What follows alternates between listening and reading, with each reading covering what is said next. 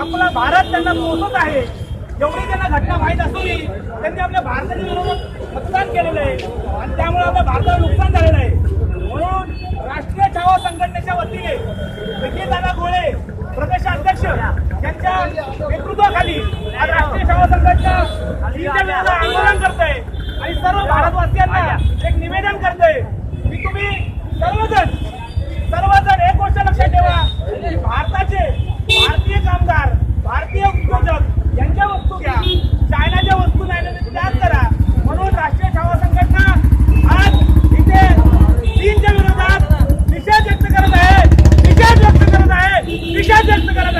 राष्ट्रीय छावा संघटनेचा राष्ट्रीय छावा संघटनेचा भारत माता की जय, भारत माता की जय. आम्ही राष्ट्रीय छावा संघटना आपल्या तमाम भारतीय नागरिकांना, देशभक्तवासियांना आवाहन करतो की या चायनाच्या या धूर्तपणाचा, कृतीपणाचा आज आपल्या सगळ्यांना अनुभव आलेला आहे.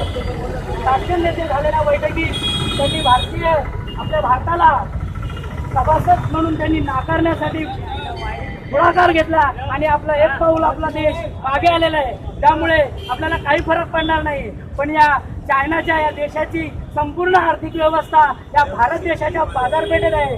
त्यामुळे यांची बाजारपेठेची आर्थिक व्यवस्था ठप्प करण्यासाठी आपण सगळ्यांनी या मेड इन चायना वस्तूंचा धिक्कार केला पाहिजे आणि मेक इन इंडियाचा स्वीकार करून आपल्या देशाला प्रगतीपथावर आणलं पाहिजे आणि या चायनासारख्या धूर्त देशाला आपण धडा शिकवलाच पाहिजे.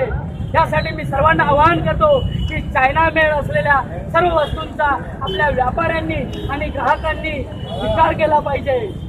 भारत माता की जय, भारत माता की जय. आज आम्ही राष्ट्रीय छावा संघटनेच्या वतीनं तमाम भारतीयांना आज दाखवून देत आहे की आपण सगळ्यांनी प्रत्येकाने देशभक्त म्हणून त्या चायनाचा स्वीकारच केला पाहिजे.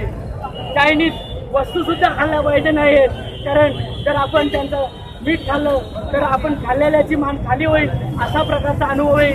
म्हणून चायनाचं मीठ सुद्धा असलेला कुठलाही पदार्थ खाऊ नका असं आम्ही आवाहन करतो. भारत माता की जय, भारत माता की जय. वंदे भारत. मित्रांनो थोडा मागे वा.